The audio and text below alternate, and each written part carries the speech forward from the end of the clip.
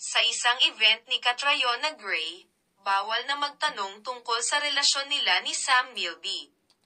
Mas prefer na lang daw nilang pag-usapan ay tungkol sa isyu ng Miss Universe.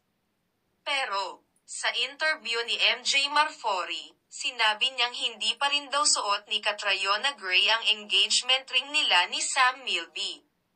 Ang isa sa sinagot ng beauty queen sa interview ay ang viral video ng Miss Universe Organization co-owner Anja Radyo Tatep. Ayon dito, kailangan daw ay may inclusivity sa pageant. Just a form of communication strategy. Like yes, we're inclusive, but just for the look of it and sana na-embrace naman nila.